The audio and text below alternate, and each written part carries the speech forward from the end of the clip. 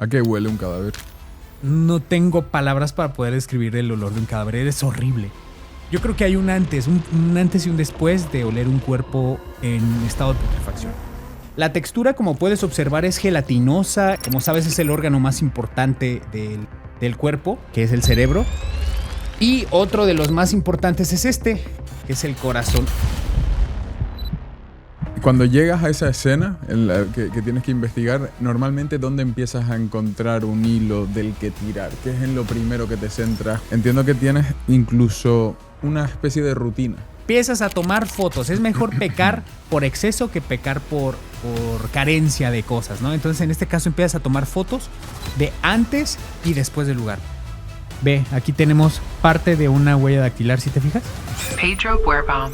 Identified. Si alguien, esperemos que no, pero si alguien quisiera cometer el crimen perfecto, ¿qué le recomendaría?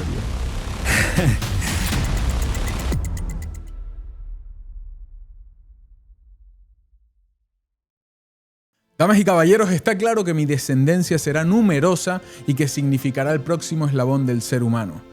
Pero, ¿y mi ascendencia?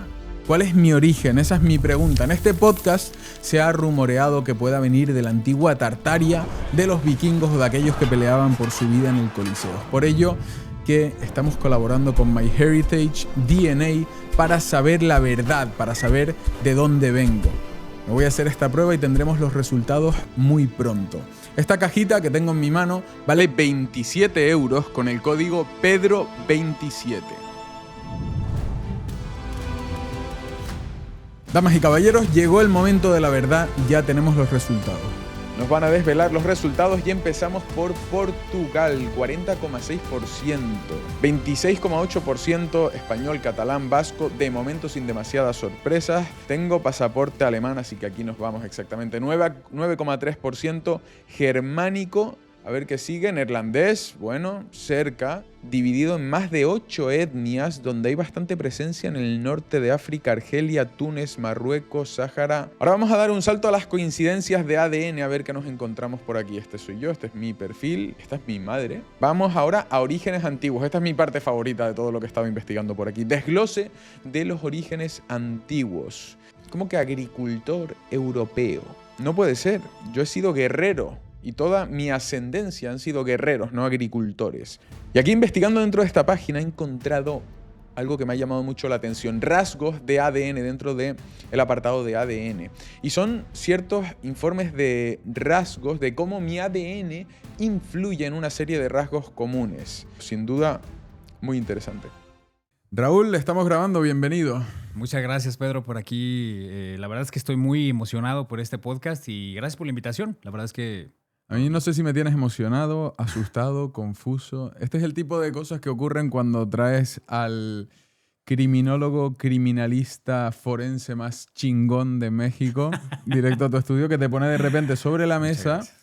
Tenemos aquí 2 cerebros y un corazón. Y un corazón, en efecto. Sí, es algo que impacta y que obviamente son cosas que no siempre se ven, pero al momento en el que una persona que se dedica a esto... Básicamente es algo de día a día, es el pan de cada día como tal. Muy bien, para los que nos estén escuchando, repito y reitero, tenemos sobre la mesa un corazón y 2 cerebros. Bien. Así es. ¿Qué me cuentas sobre esto? Bueno, ¿de qué son? ¿De qué animal? Al parecer es de ternera. ¿Vale? Ternera, de oveja. Bueno, aquí es diferente, ¿no? La cuestión de los términos, pero sí son de animales. No crean que es una cuestión de que tuvimos que abrir a un cuerpo. Algún tipo de ritual un ritual masónico. satánico. No, para nada. Esto obviamente se asemeja muchísimo a lo que viene siendo a un humano. Obviamente aquí las dimensiones, lo que observamos, incluso, ¿qué te parece si lo manipulamos? Aquí vamos a... Vale. ¿Qué te parece? Vamos a manipularlo. Esto obviamente va a variar mucho en las cuestiones anatómicas que puedan presentarse, por ejemplo, en un humano y en un animal. El corazón, al parecer, sí es de cerdo. Los otros son de ternera, de oveja, creo, me parece. Y obviamente el tamaño sí va a variar, ya que en un adulto promedio llega a pesar de 1 kilo 200 gramos y en un hombre y en una mujer alrededor de 1 kilo aproximadamente. Vale. podemos o sea, que sería observar. unas 5 o 6 veces más grande que esto, ¿no? O sea, Sí. Notablemente mayor. Notablemente mayor, como puedes observar. Esto incluso podríamos decir que tiene las dimensiones de un cerebro de un neonato. Podría ser un neonato, un recién nacido. Vale. Pero bueno, esto obviamente va a variar muchísimo de las dimensiones que pueda tener el recién nacido, también si hay patologías o no. Sin embargo, pues esto podría... A ver, mira, aquí te va. Te lo voy a pasar. Manipula este. El hueso. Se ve muy pepino, diría Fran.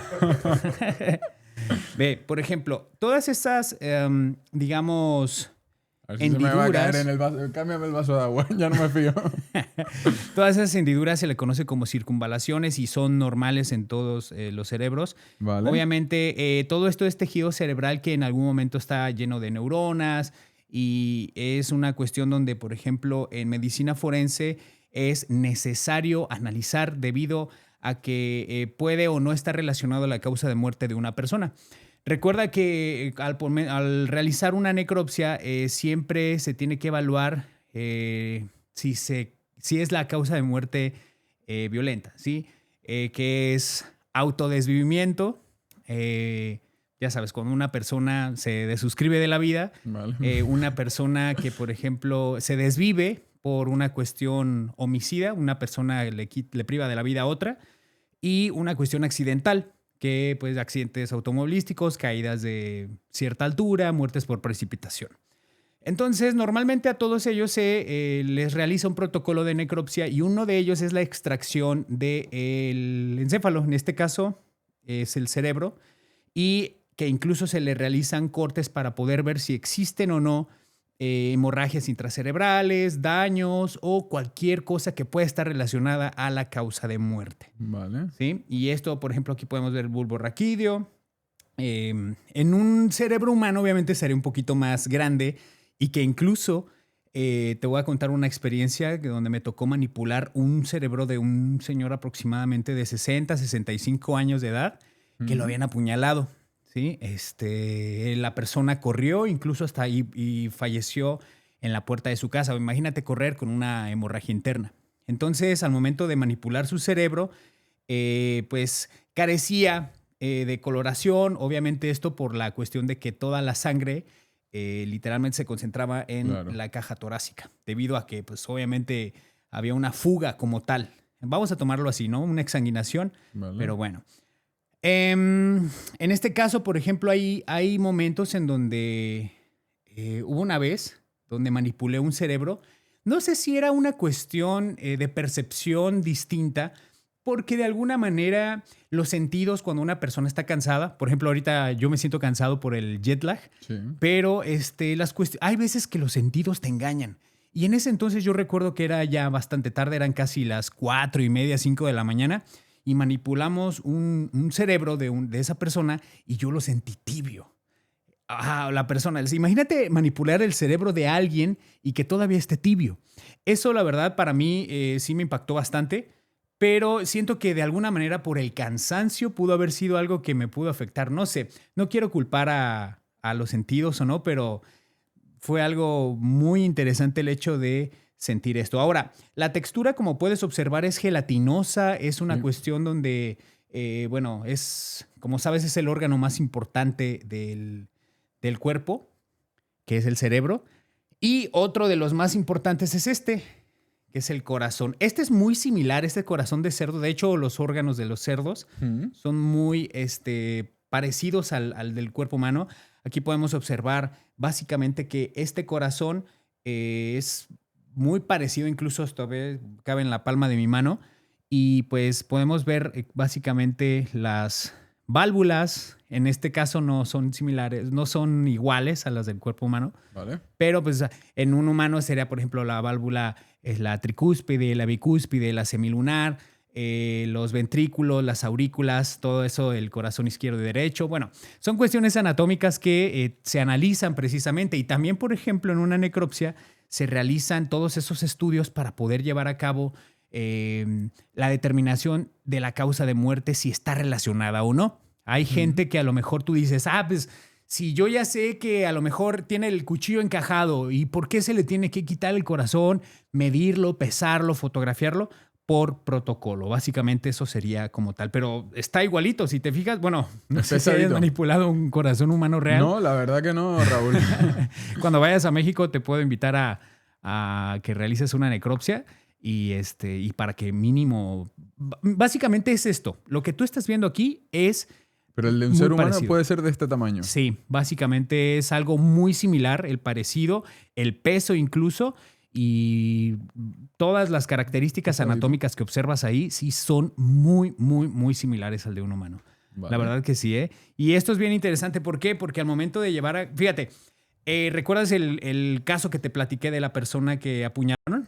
Sí. Bueno, fue alrededor de la tercera y cuarto arco costal. Sí. Bueno, la costilla, que se le conoce. Sí, sí, sí. El cuchillo, que en este caso se le denomina agente vulnerante punzocortante, estaba bastante filoso, muy afilado, y era una herida aproximadamente como, ¿qué serán? Unos 8 o 9 centímetros, directo al corazón. Directo, ¿eh? Ajá, directo al corazón. Perforó pulmón, perforó pleuras, perforó el pericardio, que es una membrana que recubre al corazón, y el tejido cardíaco. Todo esto lo perforó. Entonces, imagínate el corazón latiendo con ese estrés, con ese daño, pues obviamente colapsó a los pocos minutos. Yo creo que al minuto y medio ya ha de haber perdido como tal la vida. Entonces, esto es muy, muy interesante porque todo esto se realiza en una necropsia, en un protocolo de necropsia, donde básicamente es vital para poder determinar la causa de muerte. Y no solamente eso, también la identificación del sujeto y siempre y cuando sea una muerte violenta o sospechosa, con los 3 tipos de muertes que te mencioné en un principio. Oye, yo quería hacerte una pregunta, Raúl, y nos vamos quitando los guantes. Adelante, adelante. De momento no toca manipular nada más, ¿no? Sí. ¿Qué información se puede obtener a partir de un cadáver que no se puede obtener de ninguna otra forma? ¿Cómo qué se te ocurre? ¿Algún ejemplo para entenderte un poquito más? No, entender qué lectura haces de un cadáver, ¿vale? Sí, o sea, ¿qué información puede encontrar un forense que a lo mejor no pueden encontrar otros investigadores? Ah, ¿no? Vale. Mira, normalmente yo siempre digo que un cadáver... ¿Piensas que te huelen las manos? No. Eso te protege muy bien, los guantes de nitrilo. Nada, mira, yo siempre digo que un cadáver no habla, un cadáver grita. Vale. ¿Sí? Porque esto siempre te va a arrojar muchos datos, ¿sí? Te va a arrojar desde el tiempo que lleva de haber perdido la vida, ¿sí? Esto estamos hablando de que dependiendo de las características fisicoquímicas que se demuestran en un cuerpo, en un cadáver, una vez que pierde la vida, empieza una cuestión progresiva en la cual tú vas a saber, mira, este cuerpo ya lleva más de 3 horas, ya lleva más de 6 horas, más de 12 horas, 24, 48, 72, dependiendo de todas esas características que puede presentar el cuerpo cuando pierdes la vida. ¿Con cierta exactitud? No, siempre hay un sesgo, ¿vale? Pero cuando ya se aparece algo, a esto se le conoce como fenómenos cadavéricos. Estos fenómenos siempre tienden a presentarse conforme pasa el tiempo, ¿sí? Estamos hablando de que en una línea de tiempo que va a las primeras horas, a los primeros días, siempre será de alguna manera una cuestión de intuir el tiempo. Es decir, estos se dividen en tempranos y tardíos, ¿sí? Los tempranos son a las primeras horas, ¿sí? Al primer día yo normalmente lo catalogo. Un cuerpo puede presentar, por ejemplo, rigidez cadavérica, livideces cadavéricas, enfriamiento. Esto te da una pauta a decir, mira, este cuerpo al menos estuvo en el lugar tanto tiempo. Un ejemplo rápido, las livideces, que son unas manchas violáceas. De hecho, si lo buscas en Google, te van a aparecer como es una decantación, digamos que la sangre se pone en una persona, por ejemplo, que esté acostada aquí, imagínate. Tenemos la persona acostada y la gravedad hace que la sangre se vaya en las zonas declives del cuerpo. Vale. Es como tal la sangre que se escurre, se decanta, se pone gracias a la acción de la gravedad. Dependiendo del tiempo, que pueden aparecer aproximadamente de 4 a 6 horas, 8 y hasta las 12. Estas, conforme más tiempo, ya no se van a poder mover. Hay livideces móviles, semimóviles e inmóviles. Y esto te da pauta incluso a saber si el cuerpo fue manipulado de otra forma, una posición y si hay una escenificación. Es decir, cuando pierde la vida la persona y a lo mejor, no sé, fue por algún tipo de golpe o un estrangulamiento y quieren colgarlo. Pero a lo mejor en ese lapso de, ay, ¿qué voy a hacer? En la crisis que entra a lo mejor el autor del crimen, lo cuelga y así lo deja. Ay, miren, que se hace la víctima, que me llama la policía. Sin embargo, se pueden ver que a lo mejor las livideces no corresponden al tipo de posicionamiento del cuerpo en un inicio. Eso hay, aparte de otras cosas, ¿no? O sea, las cuestiones de las declaraciones, la autopsia psicológica de la persona, si tenía antecedentes o no de depresión, o que está hablando a lo mejor de suscribirse de la vida, cosas de ese estilo. Eso obviamente ronda en una cuestión de investigación criminal. Y, pues bueno, aparte de que un criminalista siempre llega al lugar, ¿para qué? Para poder investigar lo que pasó en un hecho delictivo, para conocer la verdad histórica. Porque pues ya pasó. Solamente las personas que hicieron el acto saben qué fue lo que sucedió. Un criminalista siempre va a ir al lugar y va a atender el sitio y mediante sus métodos y técnicas científicas, porque siempre se tiene que fundamentar con el método científico, necesita investigar qué fue lo que pasó en ese sitio. Básicamente es eso, a grandes rasgos, por así decirlo. Oye, antes de seguir, Raúl, tenía un regalo por aquí para ti. Unos auriculares de una marca que tengo, Black Byte. Órale. Y esos van genial si te gusta hacer deporte porque no van dentro de la oreja, sino que van justo ¿Por fuera? por fuera y no hacen tanto daño al oído. ¿Es conducción ósea? Sí. Órale, No es conducción, o sea, van por fuera. Vale. Van directamente por fuera para que no entren y hagan tanto daño ahí. Oh, no, muchas gracias, Pedro. Muchas gracias. Espero que les dé regalo. uso. Yo te regalo un corazón. ¿Has visto, eh? No, muchas gracias, Pedro. Y Raúl, cuando llegas a esa escena que tienes que investigar, normalmente ¿dónde empiezas a encontrar un hilo del que tirar? ¿Qué es en lo primero que te centras? ¿Cuál es el...? Entiendo que tienes incluso una especie de rutina. Claro. Mira, no es como tal una rutina, es una metodología. Metodología, sí. Esa metodología como tal, un criminalista siempre debe de ser cuidadoso. ¿Por qué? Porque hay cosas que a lo mejor se pueden estropear y que eso puede ser relevante para la investigación. Vale. Hay gente que por la inexperticia puede desperdiciar un indicio que a lo mejor no lo cree pertinente, no lo cree importante. ¿Qué te puedo decir con eso? Una bachicha de cigarro. Pues tú ves una bachicha de cigarro tirada y a lo mejor por creencias, por inexperticia, la ignoras. Pero ¿qué crees? Ahí hay a lo mejor restos de saliva, que eso puede conducir directamente al agresor o participantes o personas que a lo mejor estuvieron presentes en ese sitio. Que a lo mejor fue un invitado, llegó, se fue y ¿sabes qué? Yo tengo la manera de comprobar que, que estuve ahí pero que me fui y dependiendo obviamente de todas las cuestiones de investigación, puede decir, ¿sabes qué? Yo no tuve nada que ver. O sí, simplemente por el hecho de ignorar un indicio, puede ser eso. Entonces, esto basta desde delimitar la zona de acceso, cuidadosamente observar. Primero, a lo mejor cuando se da una notificación, no sé cómo sea aquí en España, pero a lo mejor en México, ya se supone que debe de estar delimitado y protegido por los primeros respondientes, que la policía, ¿sí? Ya está protegido. Esto en cuestión a impedir personas que no están capacitadas ni autorizadas a entrar al lugar. Personas como familiares, periodistas, curiosos, todas esas personas que no deberían de tener acceso al lugar. ¿Por qué? Porque eso contaminaría. Imagínate que aquí hay un cadáver y a lo mejor el vecino llega y entra y, a ver, que no sé qué. Yo lo conocía, pero llega y contamina y pisa esa bachicha de cigarro que te dije, ¿no?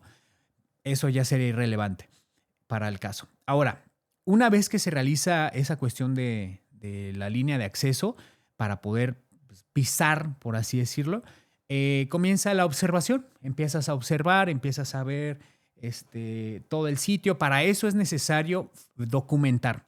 Anteriormente, bueno, en México era tomar fijaciones fotográficas. Vale. Empiezas a tomar fotos. Es mejor pecar por exceso que pecar por carencia de cosas, ¿no? Entonces, en este caso, empiezas a tomar fotos de antes y después del lugar. ¿Por qué? Porque esto te va a dar pauta a saber si falta algo o no, porque también hay cosas como no quiero culpar porque pues, la policía, hay policías honrados, pero hay policías corruptos. Y hay policías que en algún momento llegan a robarse cosas, Vale. ¿sí? De las escenas. Y esto obviamente puede perjudicarte a ti porque, pues, oye, tú tomas una foto y al momento a lo mejor de fijar los indicios, porque ese es otro paso, cuando tú puedes observar elementos necesarios que tú consideres. ¿Sabes qué? El cadáver, indicio número 1. Y a partir de ahí, con métodos de búsqueda, que hay muchísimos, de espiral, de franjas, dependiendo de la expertise y de la comodidad del perito, empiezas a poner los numeritos. No sé si hayas visto los números Sí. amarillos. 1, 2, 3, 4, en un vaso, en una botella, en la bachicha de cigarro. Yo no sé por qué traigo ese ejemplo, pero bueno, cosas que a lo mejor dices, ¿sabes qué? Se puede rescatar una huella dactilar. El casquillo percutido, el vaso donde tomó esta persona, etcétera. La verdad, Raúl, hasta donde vas contando, suena todo muy CSI, bueno, CSI, Ajá. la serie suena muy así. ¿Dirías que Muy similar. las ciencias forenses están bastante bien representadas en la serie? Sí, pero son bastante fantasiosas. Ahí son casos fabricados, casos que tienen un inicio, un clímax y un desenlace ya fijado. Es decir, ahí, por ejemplo, llegan, agarran este vaso y levantan una huella, bueno, buscan, que de hecho aquí tenemos todos los reactivos necesarios para buscar, Luego los usaremos. sí los usaremos, para buscar huellas dactilares, rastrearlas, y la huella está perfecta. Cuando muchas de las veces la manipulación y, por ejemplo, el arrastre de una huella puede salir barrida, no puede estar incompleta. Para eso se necesita a lo mucho un 50% de la huella para poder tratar de identificar a alguien. Y ahí, por ejemplo, en una serie, la levantan y la ponen en la base de datos, ¡pum! Ya sale el Claro. sospechoso, ya sale el autor, ¿sí sabes? Y obviamente ahí muestran personas que posiblemente sí estuvieron involucradas, pero al final sale algo que salen ilesas y quien menos piensas era el autor del crimen, ¿sí sabes? Total. Entonces, se ha venido popularizando esas series CSI, hay muchísimas, New York, Las Vegas, en Miami, ¿no? Donde salía Horatio y Sí. un buen de personajes muy populares, pero se ha romantizado esa parte donde se supone que son así, pero no. Aparte, bueno, en Estados Unidos, que es donde se graban esas series, muestran tecnología muchísimo más avanzada, porque incluso, bueno, en México el presupuesto es un poco limitado por parte del gobierno en las fiscalías. Muchas de las veces ni siquiera tienen presupuesto para el hilo, para coser el cadáver. Todo este tipo de kit de criminalística lo tienen que suplir los mismos peritos de su bolsillo. Hay, obviamente, fiscalías que sí tienen presupuesto, que sí tienen todo su kit y todo el rollo completo, pero hay lugares donde no, donde es precario, donde es deficiente. Entonces, ahí por esa parte sí está muy lastimado. Pero cuando la gente piensa en un forense como tú, ¿cuál dirías que es el mito más común? El mito más común, ¿sabes qué siento? Que son personas que manipulan cadáveres, que ven muertos, sangre, cuerpos, no sé, todo. Yo siento que la palabra forense está muy atropellada en ese aspecto. Y básicamente no. O sea, forense viene incluso del término latín forum, que es básicamente en la antigüedad cuando se exponían en foros casos o en este caso, bueno, por el principio de publicidad, en los mercados antiguos de Grecia, se exponía a personas que a lo mejor cometían un hecho o una cuestión de relevancia para que todos vieran qué es lo que estaba sucediendo en un foro. ¿Sí? Nada que ver con la cuestión de cuerpos o cráneos o cerebros, qué sé yo. Si hacemos un censo, las personas van a pensar eso, ¿sabes? O sea, una persona que abre cuerpos. Así de simple. Pero no, nada que ver. Claro. Sí. O sea, porque es una parte mucho más holística, pero eso también está incluido, ¿no? Sí, pero de alguna manera siento que es una desinformación. Y básicamente todo lo que tenga la palabra forense, porque no todos son cuerpos, no todos son cadáveres. De hecho, es como un 4% aproximadamente donde hay cuerpos, porque todo lo que tenga la palabra forense es todo aquello que esté relacionado a para coadyuvar con la justicia, vaya, para ayudar a la justicia con base en las técnicas. Por ejemplo, no sé si sabías que hay incluso contabilidad forense, hay propiedad intelectual y derechos de autor, hay hechos de tránsito terrestre para análisis y de dinámicas de colisión vehiculares, accidentes automovilísticos, hay ingeniería y arquitectura, forense. Entonces, no solamente esto se basa en abrir cuerpos, sino que todas aquellas disciplinas que van a poder ayudar a esclarecer un caso criminal es de donde deviene la palabra forense. Creo que estaría bien determinar cuáles son las diferencias entre forense, criminólogo y ¿cuál era la otra? ¿Criminalista? Criminalista. Mira, te voy a decir rápidamente.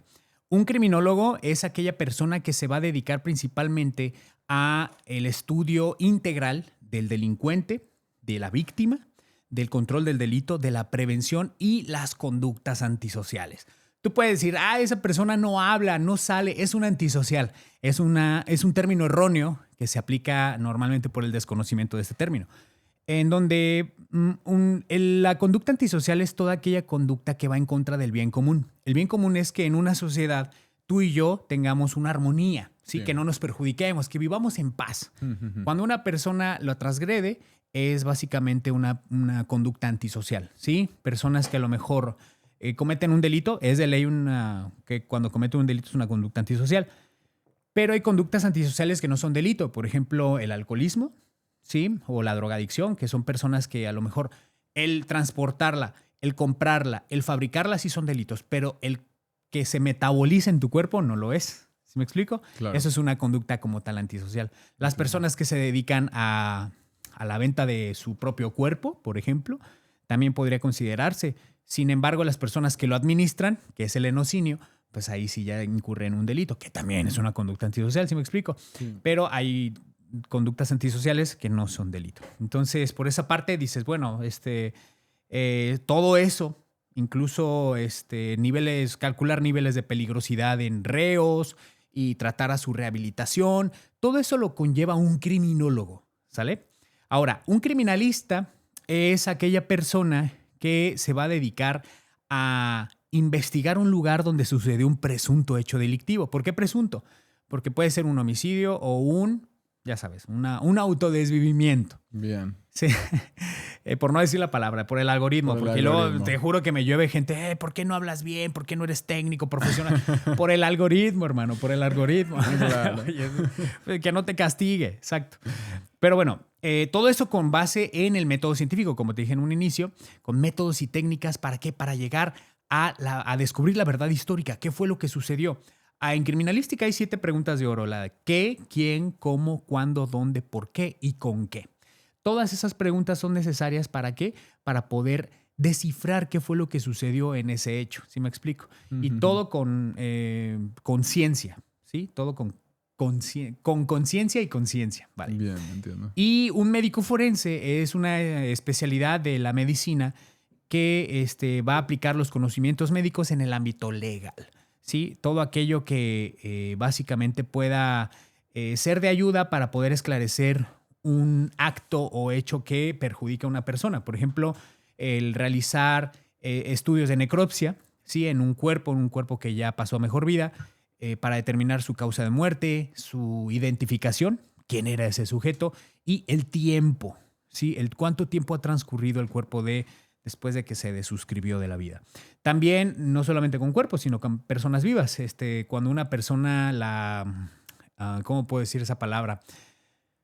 Cuando hay abusos, ya sabes, de índole sex. Tocar el violín. El tocar el violín, exactamente. Existen estudios integrales para poder saber si hubo o no ese acto. Revisando, mucha gente lo toma como una revictimización. ¿Por qué? Porque hay que revisar como tal la zona si hay desgarros, porque hay gente que miente, ¿sabes? Hay gente que quiere inculpar a su novio o a alguien que dice, es que esta persona me hizo esto, eso. A ver, vamos a revisarte, vamos a checar si hay indicios de forcejeo, hay lesiones, desgarros, enrojecimiento, cualquier tipo de lesión necesaria para poder determinar que sí existió el tocar el violín, vaya. Eso también es determinación de lesiones, lesiones que a lo mejor una persona que se pelea en la calle, si tarda más o menos de 15 días en sanar esas lesiones, si le permiten vivir su día a día, si le por ejemplo, perjudica su identidad, ¿no? O sea, una persona que a lo mejor le avientan ácido en la cara o le golpean con un hacha y queda pues, su identidad deforme, una cosa así. Eso también es de relevancia médico-legal. También determinar la edad biológica, integridad física cuando arrestan a alguien. Es que yo tengo 17 años, pero el cuate tiene 25, 26. Quiere eximirse de la ley, vaya. Claro. Todo eso es lo que hace un médico forense en las instancias de CEMEFO. En México se le conoce como Servicio Médico Forense.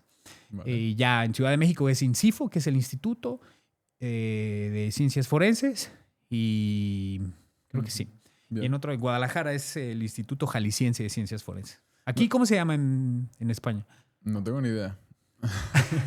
El forense. El forense, sí, supongo. Sí. Perdón que interrumpa, solo quiero recordarte que tu dinero podría estar perdiendo valor. ¿Y qué puedes hacer para que esto no ocurra? Abrir una cuenta en Bybit. Bybit es una plataforma con la que puedes invertir, ahorrar y hacer crecer tu dinero invirtiendo en productos que dan unas rentabilidades que pocas plataformas pueden ofrecer. Por ejemplo, puedes obtener hasta un 100% de tu dinero anualizado durante 7 días, pero es que también puedes solicitar la Bybit Card, con la que vas a poder conseguir hasta un 10% de cashback con tus transacciones diarias y vas a poder tener el 100% de reembolso en plataformas que todos usamos como Netflix, ChatGPT, Spotify y muchas más si potencias las recompensas de tu tarjeta. Además, Bybit está dando 20 euros de bienvenida en Bitcoin si te registras en la plataforma, así que voy a dejar en la descripción de este vídeo el link que Bybit ha preparado para la comunidad de Worldcast y ahora sí, continuamos con el podcast. Raúl, tengo por aquí una foto de Jeffrey Epstein, supuestamente justo después de morir. Y bueno, no sé si sabes la historia, pero parece presuntamente murió colgado, ahorcado, quitándose la vida él mismo. ¿Esta espalda, esas marcas, son propias de una persona que ha muerto colgada? No, eso definitivamente no lo es. Como al inicio te mencioné las livideces cadavéricas, ¿te acuerdas? Esas son manchas violáceas que a efecto de la gravedad se ponen en esas zonas declives del cuerpo.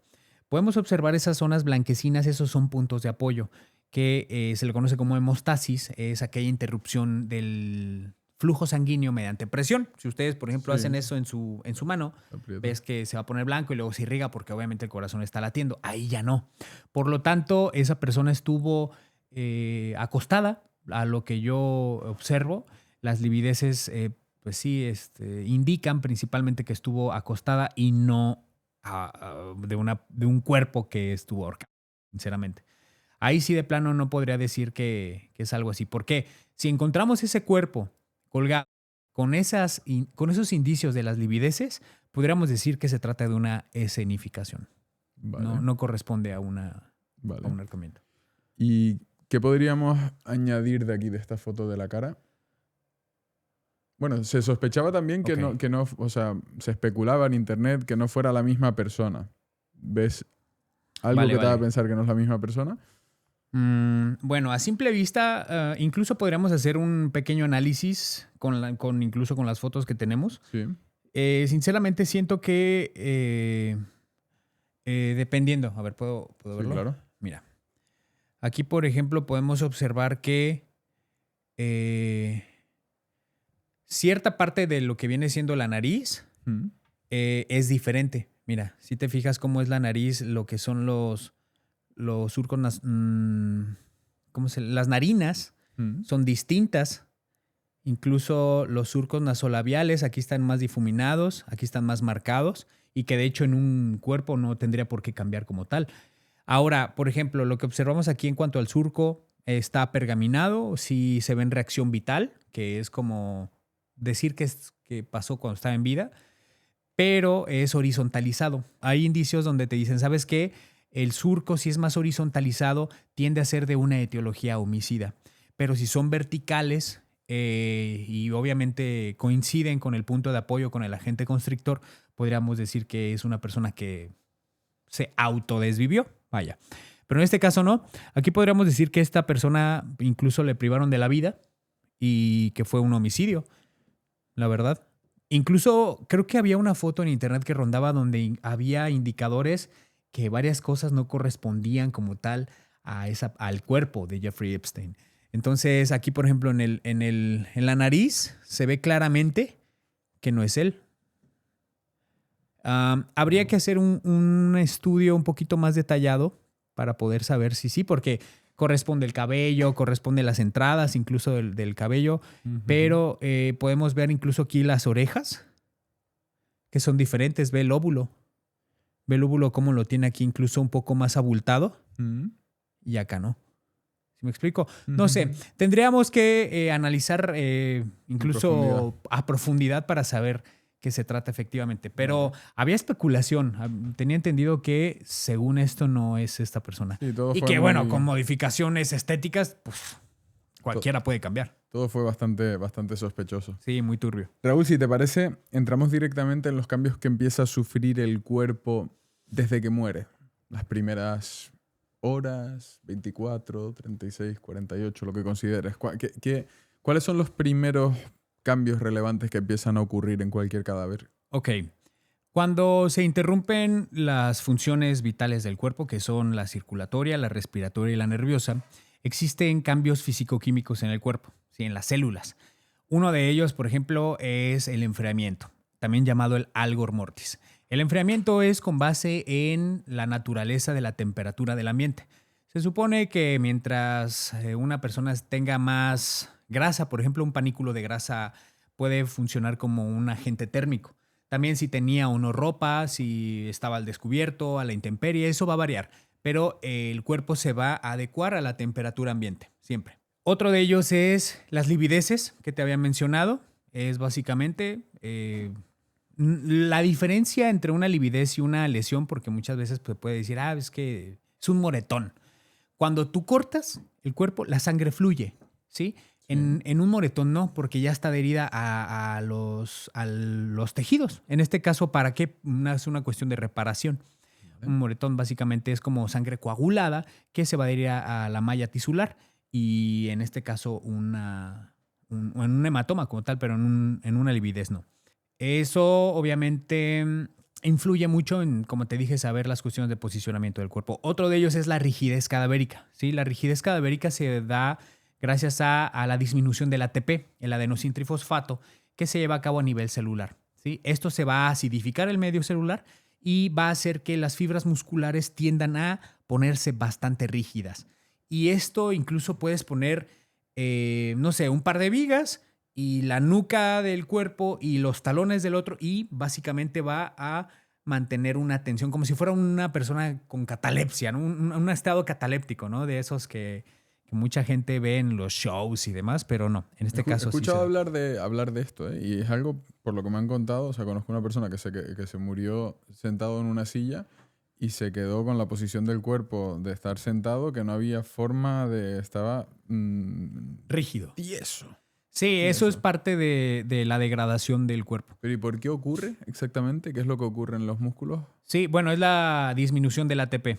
El adenosíntrifosfato es una proteína que nos brinda energía y que incluso es lo que hace que los individuos sean de sangre caliente y demás.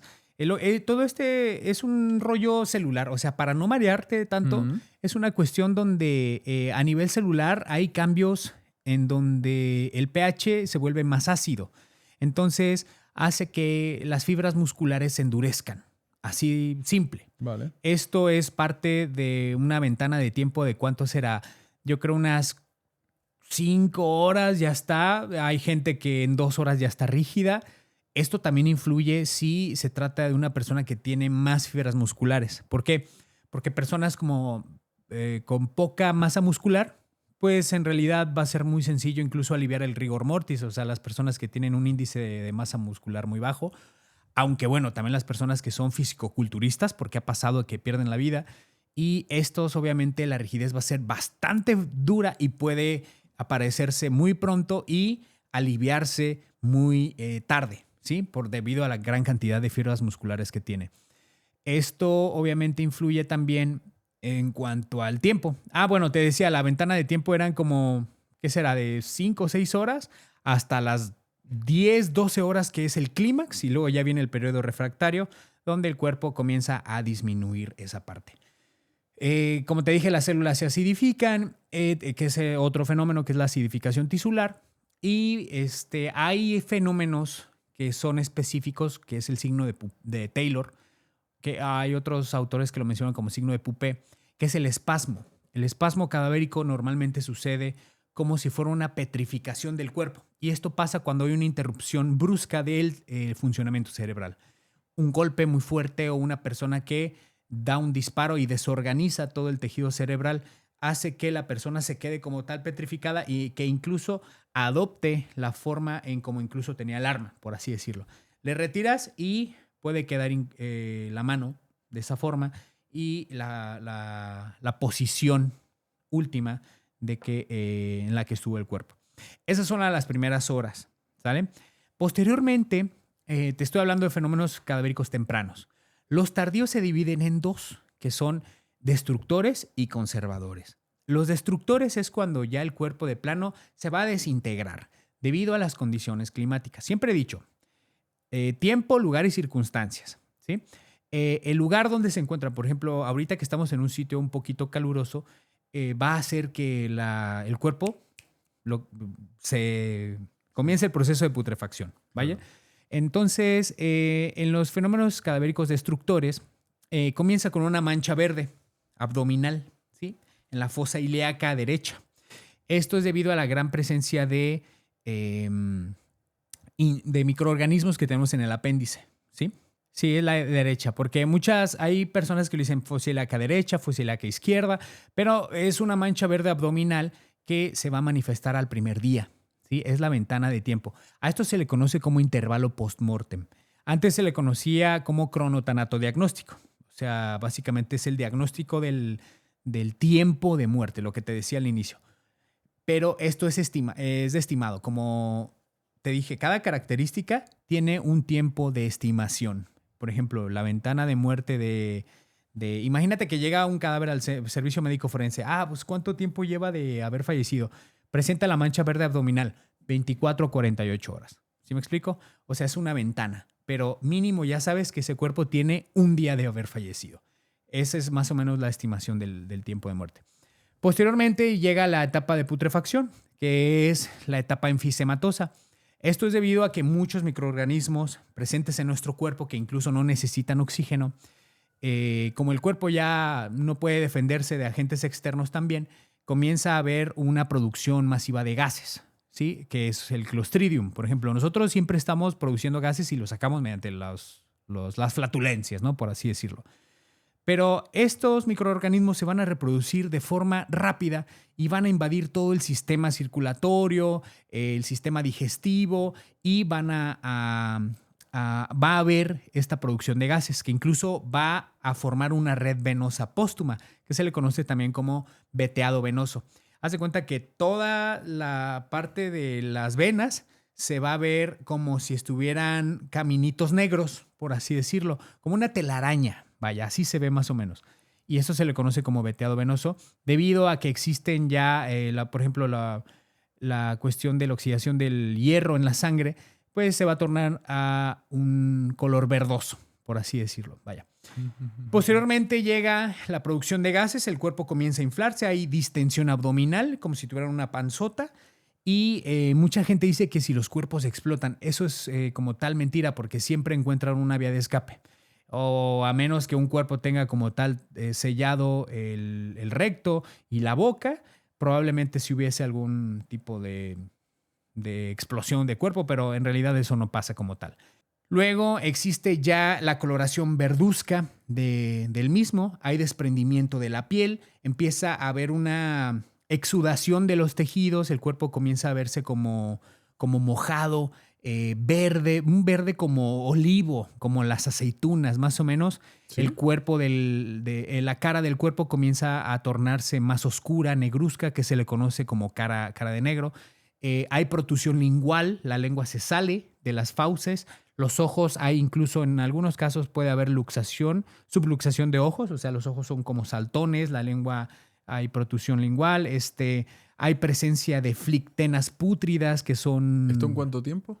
Esto va a pasar, por ejemplo, de unas 4 a una semana a 2 semanas. O sea, de una semana a 2. Yo siempre digo que de 1 a 2 semanas. Vale. Aproximadamente. Ojo, dependiendo del tiempo y del lugar donde se encuentra. No es lo mismo aquí en Madrid a la costa, ¿no? Que Barcelona creo que tiene costa. Sí. Las cuestiones tropicales, en Punta Cana, ¿no? Por así decirlo. Hmm. Es diferente un clima tropical, un clima gélido, porque pues, ahí hay más conservación, Claro. que es otro tipo de fenómeno, que ahorita Claro. te lo explico. Bien.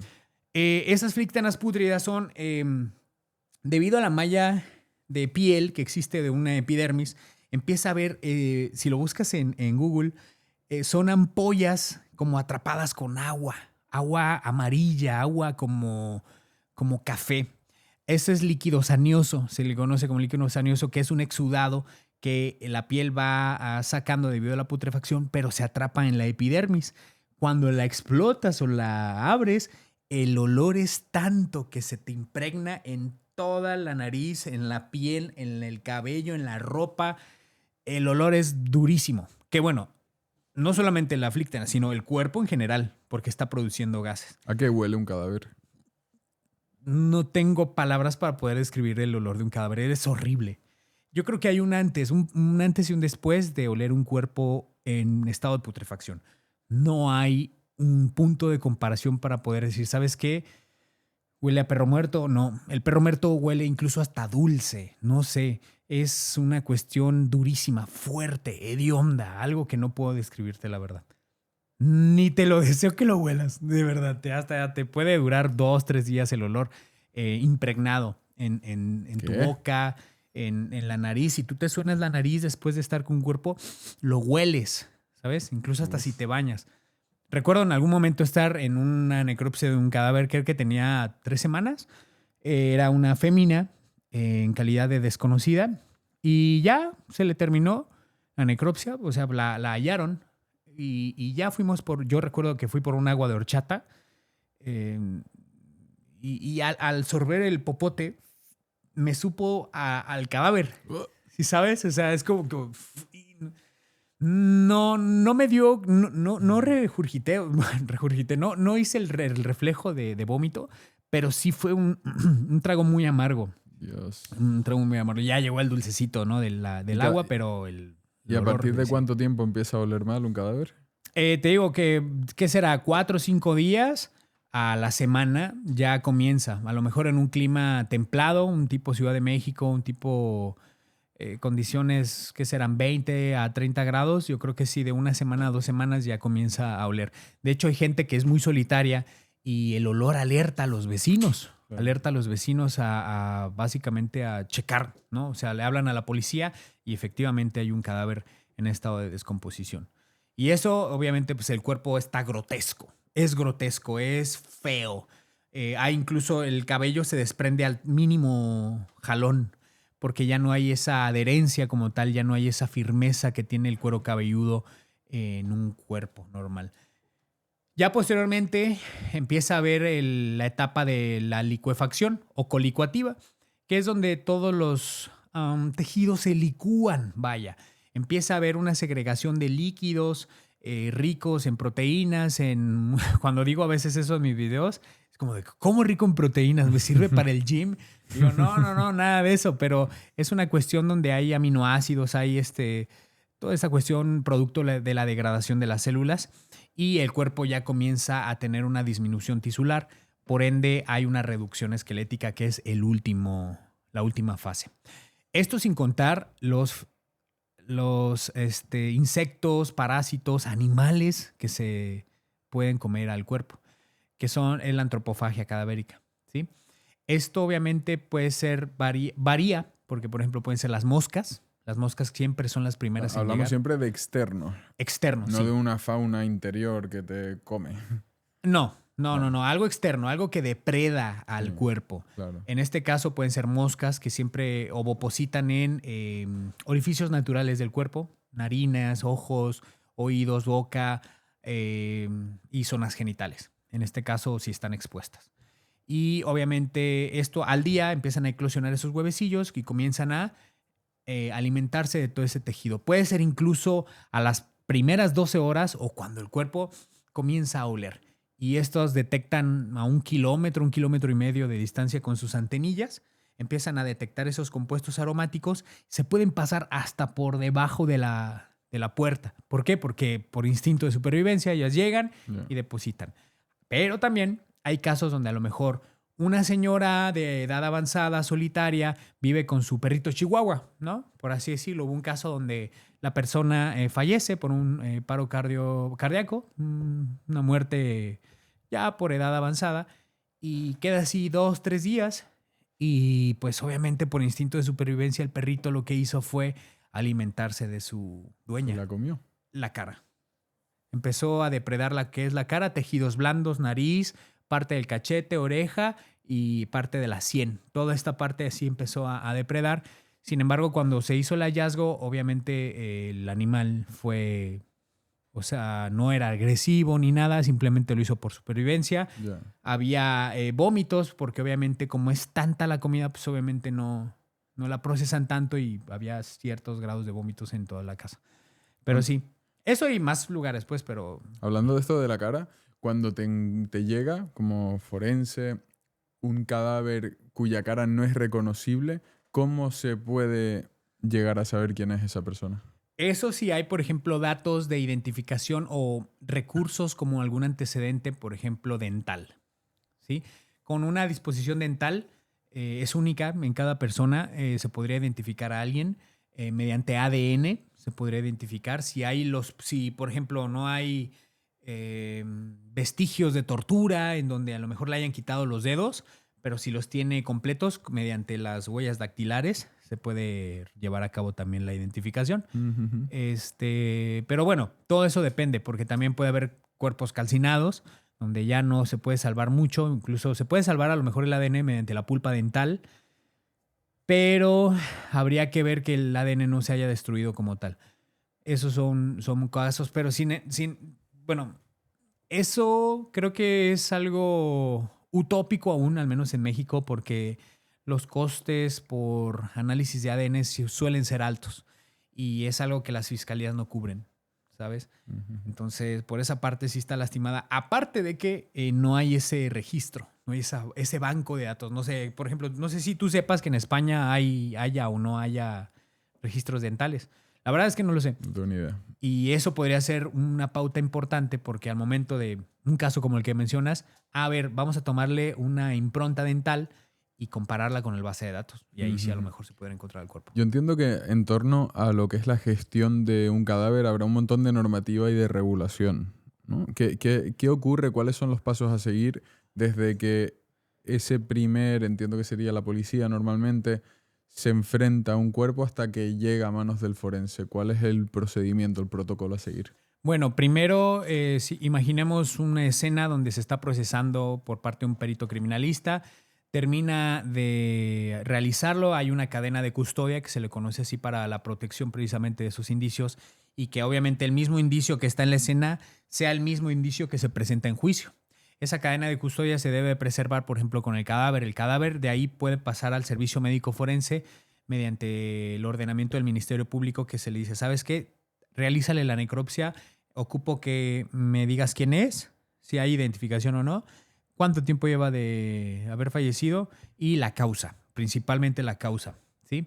Entonces se le realiza como tal la necropsia y ya de ahí, una vez que ya se termina mediante el dictamen médico legal, se puede dar una hoja de liberación. ¿Para quién? Para las funerarias. Y ya las funerarias preparar el cuerpo ¿para qué?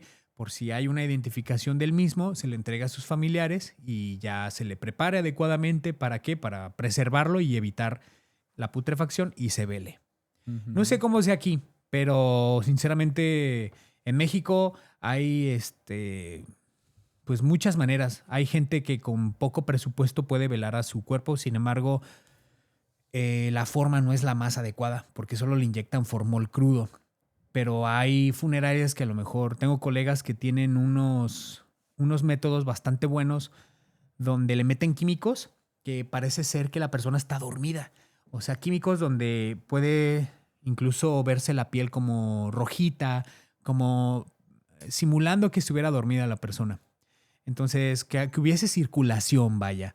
Y eso está muy padre porque de alguna manera, imagínate no sé, una muerte caótica, o a lo mejor que haya maquillaje mortuorio adecuado por una persona que tiene hepatitis, ¿no? Que le falla el hígado, una cirrosis y que esté completamente ictérico, amarillo, completamente. Hay cuerpos que están como de este amarillo más o menos. Bueno, esto es verde fosforescente como tal, fluorescente, vaya. Pero hay amarillos debido a la bilirrubina que están, mira, como este. Imagínate una persona así completamente Tan amarilla, amarillo. amarilla. Sí, completamente Como un amarilla, como de Simpson. orina. Ajá, como los Simpson. Y revertir esa condición física es un reto, pero no imposible, ¿sabes? Y hay técnicas que permiten precisamente que no se vea de esa forma. Entiendo que una parte importante también a la hora de estudiar un hecho de estas características será aprender, entender, interpretar si el cadáver ha sido movido o no. Es difícil saber si un cadáver se ha movido. No es difícil. Precisamente con lo que comentábamos con las livideces cadavéricas, Claro. podemos observar que precisamente, con lo de Jeffrey Epstein, así de simple podemos decir, sabes que este cuerpo fue movido de esta forma y que de hecho también eso da pauta a investigaciones en cuanto a perfilación criminal. No hay unidades de perfilación criminal y de comportamiento allá en México, pero eso es una pauta importantísima al momento de estar investigando una escena. Y sí, o sea, todo es con base en los indicios. Por eso te dije al inicio, el cuerpo no habla, un cadáver no habla, sino grita. Te dice todos esos indicios, también el tiempo, todos esos indicadores que te dice, sabes que lo posicionaron de otra forma, si una o varias personas interactuaron, por ejemplo, una persona voluptuosa, pues obviamente necesita la habilidad o la presencia de más personas para poderlo sujetar y maniatar o amordazarlo, cosas de ese estilo, ¿sabes? También podemos observar mediante sus características físicas y la exploración externa si tiene muchas heridas repetitivas no letales con la única finalidad de causar dolor, si hay cicatrización, si lo tuvieron en cautiverio, o sea, todas esas elementos físicos podemos ver si esa persona incluso sufrió o la hicieron sufrir o toda esa parte, vaya. Y bueno, con base en cómo la encontramos, las condiciones. Porque no sé, creo que se me olvidó comentarte los fenómenos cadavéricos tardíos conservadores. La momificación, el congelamiento, la adiposira, todas esas cuestiones donde con base en las características del ambiente van a impedir que el cuerpo se destruya. Por ejemplo, en el Everest utilizan cuerpos referentes para poder escalar. ¿Sabes? El de botitas verdes, no sé si hayas visto como ese reportaje del Everest, cómo utilizan los cuerpos para poder llevar a cabo la señaléctica para poder subir. ¿Sabes qué? Cuando pases este cuerpo, ya estás a la mitad de camino, ¿no? Una cosa así. ¿De Porque verdad? son cuerpos que nadie los reclama y aparte es muy costoso, muy, muy costoso recuperarlos desde esas alturas. Y obviamente ahí van a estar décadas. ¿Por qué? Porque el frío es preservante. O sea, es como si estuviera congelado, ¿no? O sea, tú puedes tener un bistec en tu refrigerador por meses y no pasa nada. ¿A ti qué señales te hacen pensar que una persona no ha muerto por accidente? Esto, por ejemplo, se pueden notar algunos tipos de heridas de defensa, ¿sí? Imagínate que una persona, no sé, tomemos el ejemplo de Jeffrey Epstein, ¿no? Una cosa así.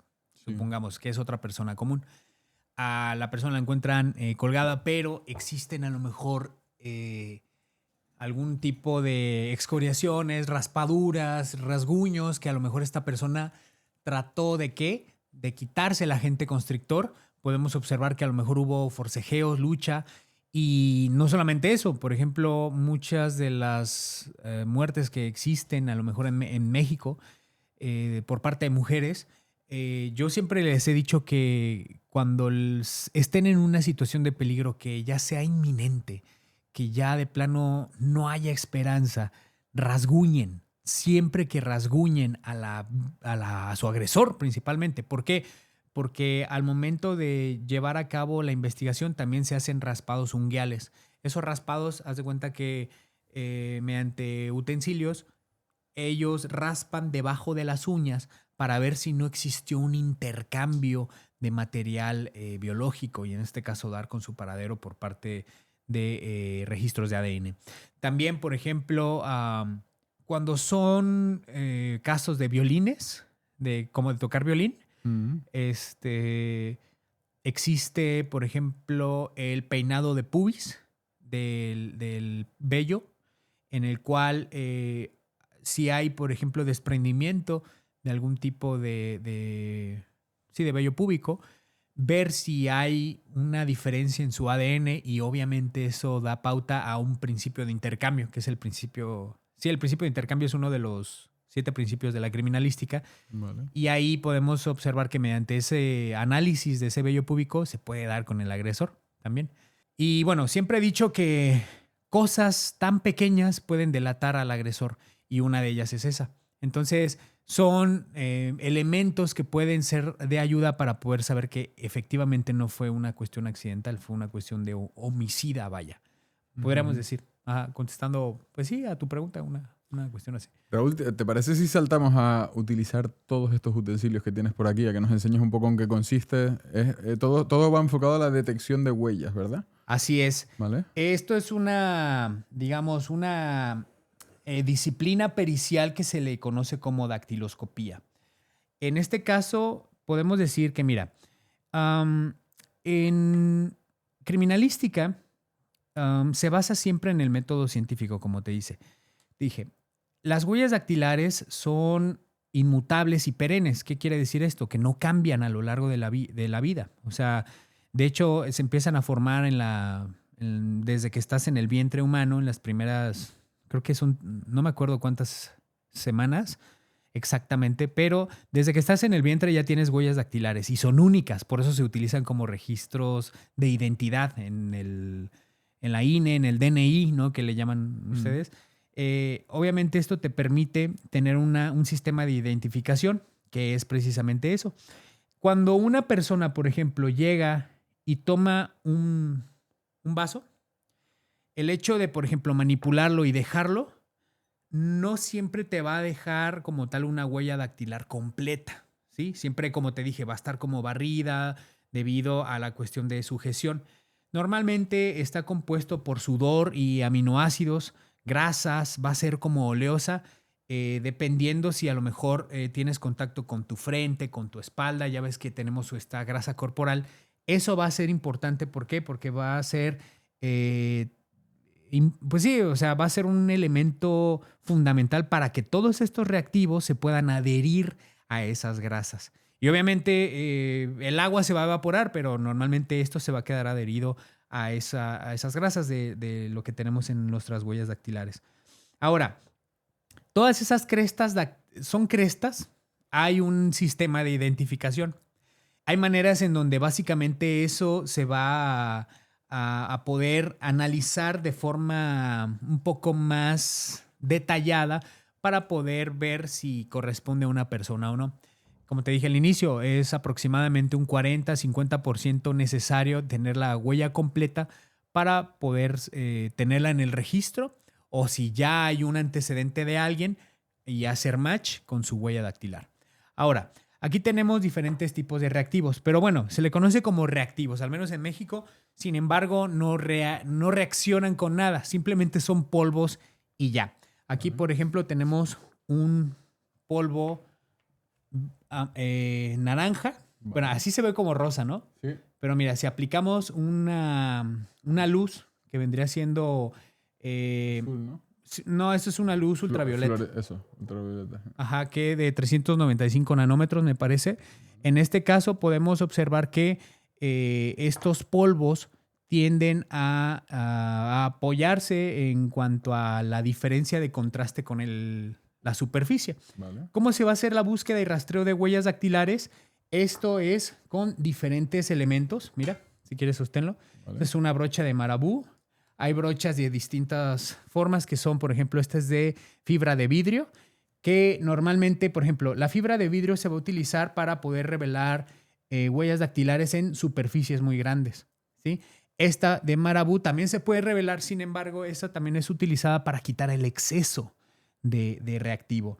Y obviamente hay otros tipos, por ejemplo, esta es una brocha de pelo de camello, que es como para poder detallar en objetos muy pequeños. Por ejemplo, que sea o en un vaso o en algo bastante pequeño donde es como si fueran pincel, como si estuvieras pintando, pero con polvo revelador. También tenemos, por ejemplo, lo que es el negro de humo, que es este. Este tiene la característica de ser bastante, ¿cómo decirlo? Muy sucio. Por eso hay que tener muchísimo cuidado al momento de estar revelando la huella con ese, porque muchas de las veces puede ser empastada, ¿sí? O sea, se empasta, me refiero a que está muy saturada, por así decirlo. Ya. Muy, muy, muy saturada. Vale. También tenemos, por ejemplo, reactivos magnéticos. ¿Dónde está? Es este. Reactivos magnéticos en donde con base en la superficie que, ojo, aquí no tiene que ser metálica. La ventaja que tiene el reactivo magnético, como puedes observar, es hecho de limadura de hierro y pigmento. En este caso, lo que podemos observar es que muchas de las veces este reactivo puede ser de ayuda porque no se desperdicia. Vale. Y esto con base en... haz de cuenta que si tenemos, por ejemplo, un papel, lo podemos tirar, dejar, se revela y es que ¿qué crees que se me cayó? No te preocupes, aquí lo recogemos completamente. Wow. Y podemos recuperar una huella dactilar. ¿Y con cuál dijimos que era para poder quitar el exceso? Con Con esa, la de marabú. Y ya, por ejemplo, ahí, si quieres, espolvorea. O sea, aquí. Ajá. Y ya quitamos el exceso. Y ve toda esa... No. Ahí, por ejemplo, vemos que es algo irregular. Alguien estuvo manipulando como tal esta escena, pero ve, aquí tenemos parte de una huella dactilar, ¿sí te fijas? Vale, sería esto de aquí. Esa y la de al lado, esa mera. Vale. Entonces, aquí lo que observamos, fíjate, con una, ¿sabes qué? Se me cayó este polvo y ya no puedo manipular, o ya no sé qué hacer. Ah, bueno, nada más lo recoges y quitas el exceso con la de marabú y tienes una muestra de un registro como tal. Y eso es lo que te ayuda mucho esta parte del reactivo magnético. Y lo padre de esto es que no se desperdicia tanto y tiene una efectividad muy buena con esa parte. Y, por ejemplo, aquí tenemos levantadores. Estos son levantadores. Imagínate que aquí ya tenemos la huella dactilar. Lo que nada más es quitamos esta película adhesiva, la ponemos. Aquí, digamos que es esta, ¿no? La ponemos, la levantamos, digamos que es esa de ahí. Vamos a quitarla. Tenemos que tener mucho cuidado porque solamente es un intento. Claro. Imagínate que esta es la huella dactilar. Y ya, una vez ahí manipulado y demás, lo quitamos con mucho cuidado y lo ponemos en contraste. Y aquí. Supongamos que aquí ya tenemos la huella dactilar y, por ejemplo, con un cuentahilos, que es podemos observarlo de una forma un poquito más detallada. Si te fijas, bueno, si lo puedes observar y puedes ver, sabes que aquí están las crestas y esto se manda a un análisis que se llama, un software que se llama AFIS. Vale. Uh-huh. Este es el que tiene la base de datos. Base de datos de personas que han entrado a corporaciones gubernamentales o que estén en contacto con la justicia, ¿sí? Policías, peritos y todos los infractores que tienen algún antecedente penal o están presos. Ajá. Y básicamente sería como todo. También tenemos otro tipo de reactivos, otros que, por ejemplo, es la ninhidrina, que se adhieren a los aminoácidos presentes en los dedos. Y estos también se puede dar en papeles, en documentos que no se pueden, que creo que eso sí, digamos que para búsquedas exhaustivas, si es un spray y pues, empiezas a sprayarlo y le pones una fuente de calor y las huellas dactilares se revelan de color morado. Y estos que son cristales de yodo, normalmente son para documentos que no se pueden alterar, manchar ni nada, documentos importantes. Y estos se ponen, por ejemplo, en una bolsa con el documento y los tiras. Entonces empiezas digamos, a moverlo. Por los vapores de yodo empiezan a reaccionar con digamos, los componentes de una huella dactilar. Vale. Y comienzan a a mostrarse de un color que será como ámbar, por así decir, como de este color más o Sí. menos. Y eso sí tienen un periodo de caducidad. Ahí sí hay que ser necesarios de fotografiarlo como tal y capturar esa huella dactilar en ese documento. Vale. Si alguien, esperemos que no, pero si alguien quisiera cometer el crimen perfecto, ¿qué le recomendarías? Recomendaría que no lo hiciera. Sí, que no lo hiciera. No hay Para crímenes empezar. perfectos. Siempre he dicho que hay personas que hacen mal su trabajo o malas investigaciones o que no observan bien. Siempre he escuchado que dicen, piensa como un criminal, pero en realidad, o sea, hasta cierto punto, ¿sabes? Porque de alguna manera eso puede contaminar tu criterio. Y otra es que tú tienes que ser más astuto, porque el criminal siempre va a ir 2, 3, 5 pasos adelante que tú. Pero hay que tener en cuenta que eh, todo este tipo de técnicas, de elementos, son tan exactos que te puede revelar básicamente qué fue lo que sucedió. Sin embargo, hay cosas que donde pues, el criminal puede ser muy cuidadoso, ¿sí? Hay personas que son bastante metódicas, hay personas que son muy inteligentes, que pueden limpiar hasta el rastro más ínfimo de sangre, pero hay reactivos, que por ejemplo el Blue Star, ¿sí? Que es una cuestión donde es un spray donde va a reaccionar con la más mínima partícula de sangre y va a prender de un color azul eléctrico, ¿sí? Como el fuego con el que cocinamos. Y eso da pauta ¿a qué? A que esa persona que a lo mejor se dedicó horas y horas limpiando el suelo donde quedó, tiene que limpiar cada glóbulo rojo impregnado en cada, ahora sí que grieta del suelo. Entonces, si hay forma de poderlo limpiar, sí. Sí, hay elementos como limpiadores enzimáticos que pueden eliminar ese rastro. Sin embargo, hay que ser bastante cuidadosos y es una tarea muy difícil encubrir un hecho criminal. Entonces, ¿no hay un crimen perfecto? No. Pero de que hay criminales que se han salido con las suyas, sí los hay. Los criminales que conocemos es porque fallaron en algo.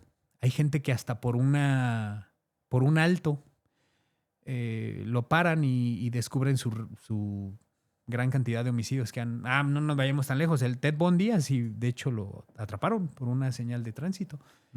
Y otra persona a lo mejor por una denuncia. Recuerdo un caso bastante sonado en México que fue el monstruo de Iztapalapa por una denuncia de maltrato de violencia familiar.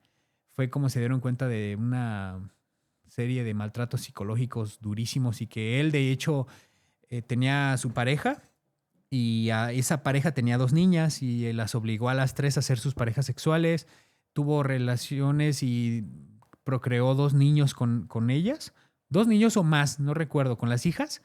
Las tuvo cautivas por 5 años en un cuarto como de 6x6, no las dejaba ni siquiera ver la ventana hasta que una vez llegó él y vio que alguien se estaba sumando por la ventana y la golpeó tanto que la mató. Entonces, por la desesperación de quererla revivir, agarra un recién nacido de la otra chica de su hermana y se la pone en el pecho para que, oye, despierta, despierta, y asfixia al bebé. Entonces, imagínate, el hecho de matar a 2 personas en un mismo evento, no solamente eso, sino que los oculta debajo de la cama y viven con ese olor, ocultándolo con creolina y cal por un mes debajo de su cama. Imagínate. Entonces, si esa persona no hubiese denunciado a ese sujeto por un maltrato psicológico, probablemente ahorita en ese momento estuvieran cautivas todavía. ¿Sí me explico? Sí. Por un error. Entonces, imagínate a las personas que aún siguen allá en la calle. Es porque aún no las atrapan. O sea, ¿cuántos homicidas no están sueltos porque simplemente no los han denunciado o no han cometido ese error que precisamos hace un momento? Entonces, aquí es donde queda en tela de juicio si un crimen es perfecto o no. Pues sí, hay gente que sí a lo mejor le sale bien, pero a lo mejor es porque un perito hizo mal su trabajo. O porque sí tenía los indicios necesarios, pero no tuvo las pruebas. O manipuló mal un indicio que era fundamental para poderlo descubrir. No lo sabemos. Lo estropeó porque lo pisó, ¿no? Como los errores que te mencioné al inicio. Cosas de ese estilo. Y a lo largo de tu recorrido estudiando el crimen y a los criminales, ¿qué has aprendido sobre el funcionamiento de la mente de un criminal? Yo siempre he dicho que una persona que pasa esa línea siempre es un cúmulo de varios factores. Es tanto interno como externo. No hay una persona que nazca siendo criminal nato, no la hay. Tampoco es que se forme, simplemente es un cúmulo de ambos. Hay personas que tienen una predisponencia genética a ser unos asesinos sanguinarios, pero no hay ese detonante. Es como si tuvieras gasolina en un cuarto lista para prender, pero no hay un cerillo. Así de simple.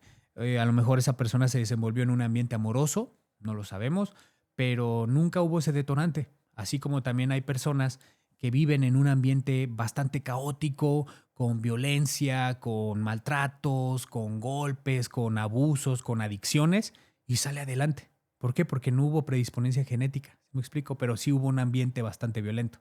Y por ende, pues no hay una manifestación de que esa persona que tuvo todos los recursos necesarios para incluirse a la pandilla, para acceder a drogas, para acceder a pues, distintos tipos de elementos antisociales, pero salió adelante. Son casos como de triunfo, que es poco común, porque normalmente ese tipo de personas se va por la vía fácil, ¿no? Ya sabes, cuestiones donde puedes acceder al crimen y pues ganas dinero fácil, te da estatus, te da poder, pero hay gentes que no, simplemente teniendo esa oportunidad no lo hacen. Entonces siento que, y con base en estudios de neurocriminología actual, un criminal no nace ni se hace, es un cúmulo de ambos, una combinación, vaya, de ambos. ¿Y un psicópata se nace o se hace? Bueno, depende. Mira, ahí basta mucho en que tengamos el concepto correcto de psicópata, porque hay psicópatas, hay sociópatas que pueden ser papás, pueden ser tu jefe, ¿sí? Que le vale que te quedes una hora después y no importa, ay, sí, quédate una hora, hazlo por la empresa, ¿no? Pero él básicamente te ve como un número más, no te ve como una persona, ¿sí? Te pisotea. A él no le importa lo que sientas, simplemente con que le seas productivo. Sin embargo, ha habido estudios, por ejemplo, que se han ido descartando. Lo que vemos que, por ejemplo, uno muy popular que fue la triada de McDonald, que decía que los psicópatas, en aquel entonces así los catalogaban, tenían 3 rasgos muy comunes, que era enuresis, son personas que se orinan en la cama, piromanía y maltrato animal.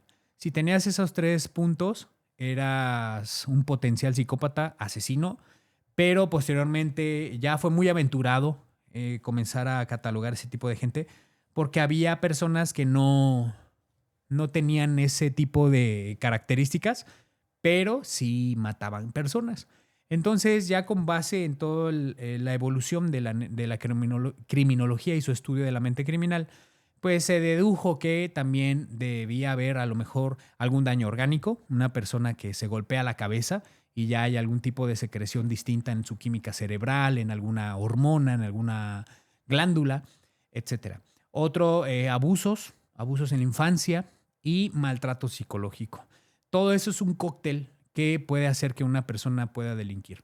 Entonces, hay personas que sí las hay personas que no las tienen, hay personas que sí tienen eso, pero se alcanzan a recuperar, hay personas que no, y por ende hay personas que incluso, no recuerdo quién era, si era Dennis Rader o no, David Berkowitz, creo que era un homicida que su perro le decía que matara gente. ¿Sí me explico?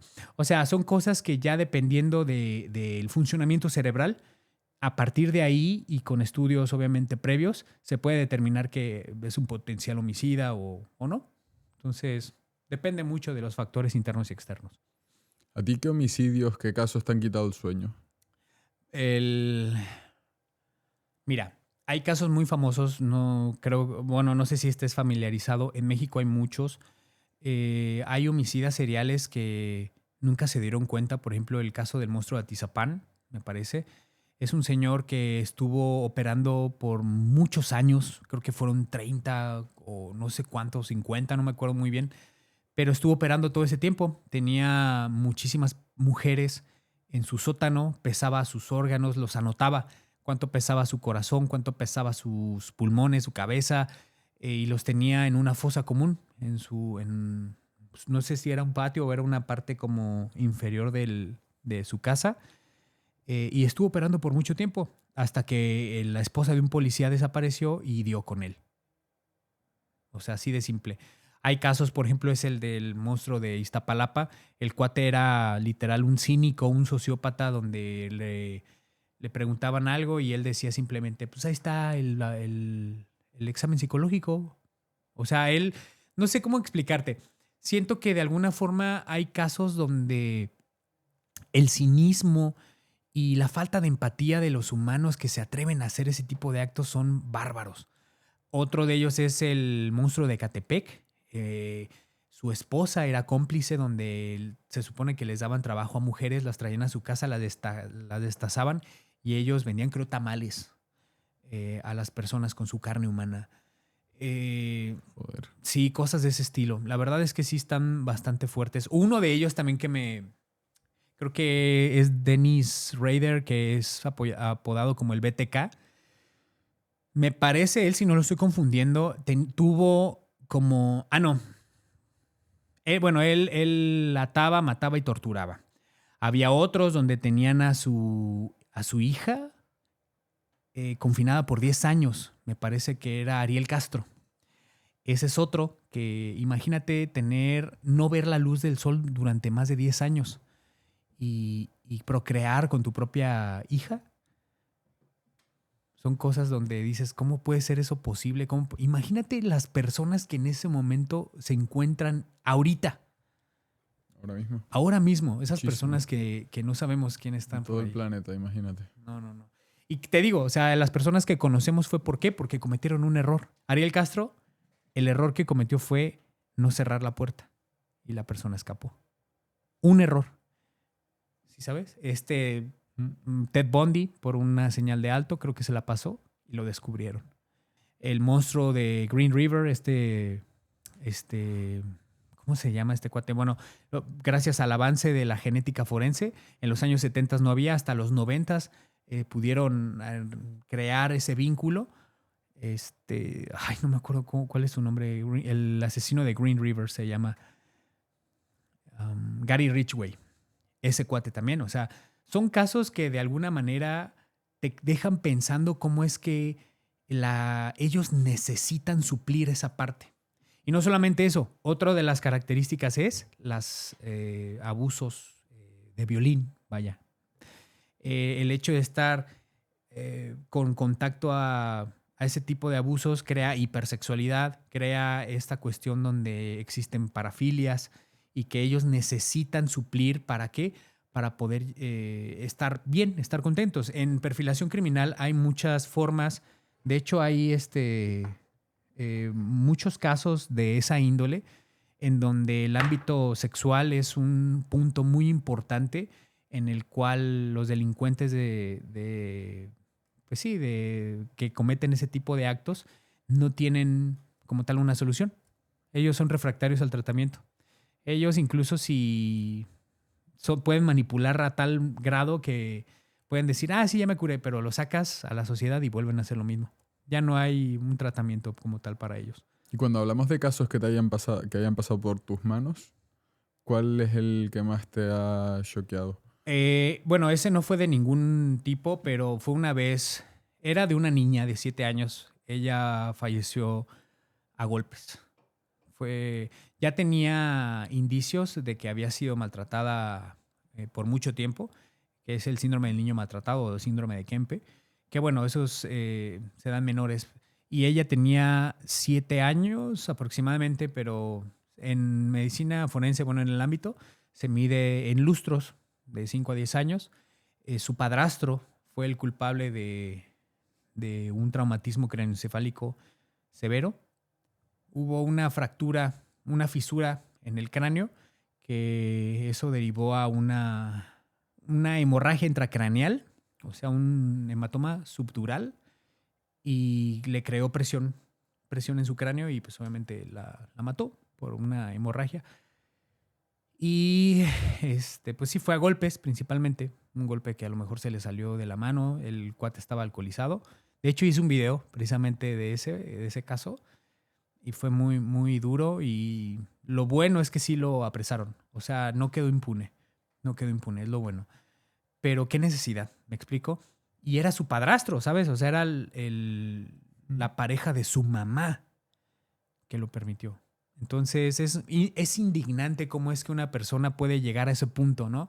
De agreder. Antes yo veía a los menores con profesionalismo, ¿sabes? O sea, no me afectaba tanto hasta que llegó a mi vida mi sobrino. Y es tanto que ese tipo de casos a mí me enoja mucho. Me crea mucha indignación, me crea mucha rabia. Pero te afecta psicológicamente, tu trabajo en Sí. general. ¿Te deja tocado?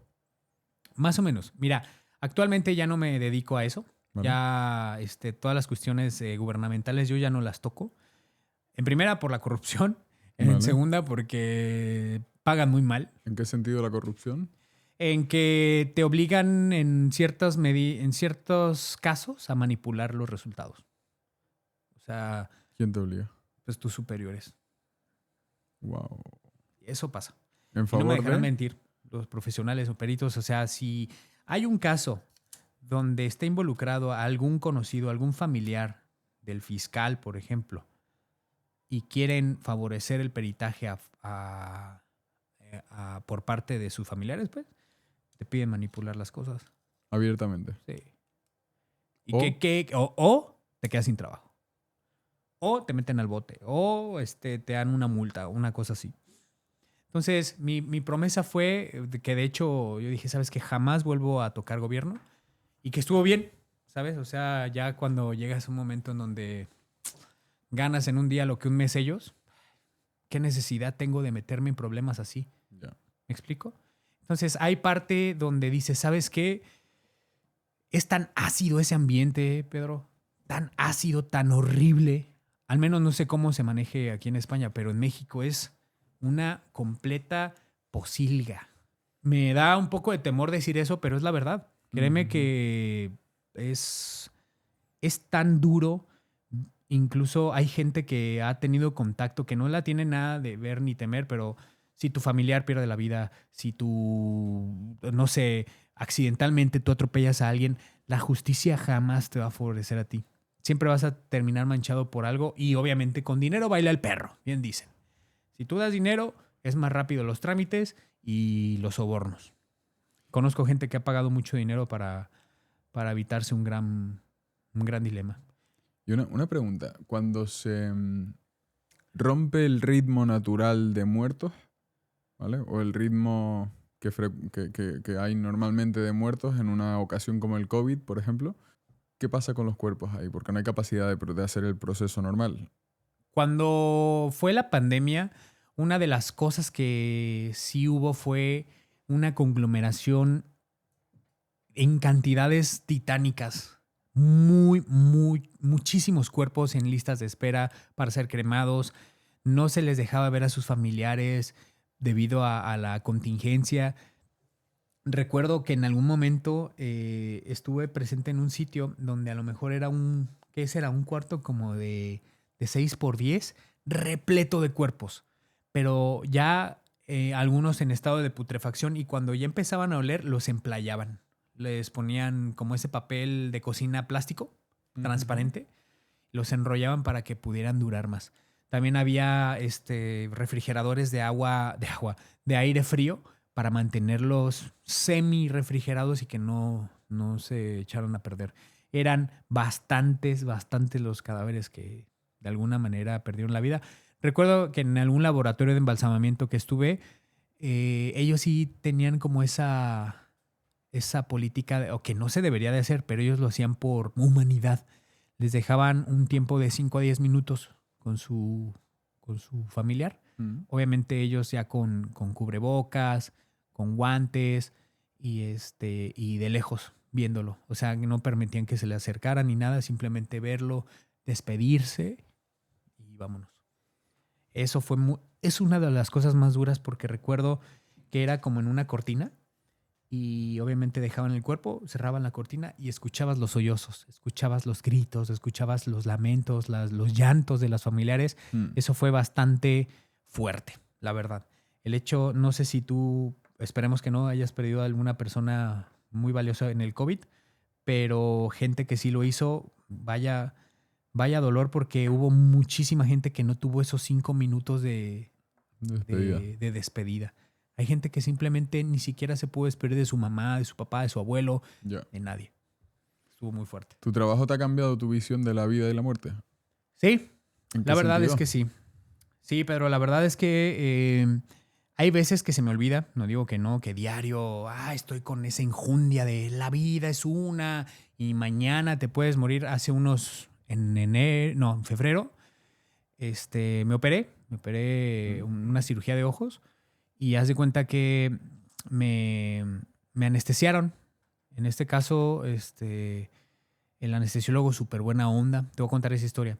Muy buena onda, un tipazo. Empezamos a cotorrear ahí en el quirófano y la verdad es que fue como alguien que te cae bien a la primera. Ni siquiera me di cuenta cuando me dormí.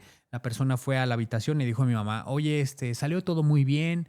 Porque al inicio se presentó, hola, yo me llamo Vicente, voy a ser tu anestesiólogo. Y al final fue, señora, todo salió súper bien. Ahorita traen a su hijo, feliz año, etcétera, ¿no? A la semana me dicen, ¿sabes qué? Vente a quitar las puntadas y ya. Entonces el cirujano me dice, oye, ¿qué crees, Raúl? Nunca vamos a olvidar tu cirugía. Y yo, caray. Que fui el número 100, que me gané. Me dice, ese mismo día el anestesiólogo falleció. Y yo, ¿cómo? Sí, falleció y se fue a su casa, comió. De hecho, me dijo, ¿a qué te dedicas? Yo, me dedico a redes sociales, hago videos. Hace como 2 semanas me fijé en TikTok, tengo un mensaje de él a las 5 de la tarde. Hola, ya te seguí, saludos.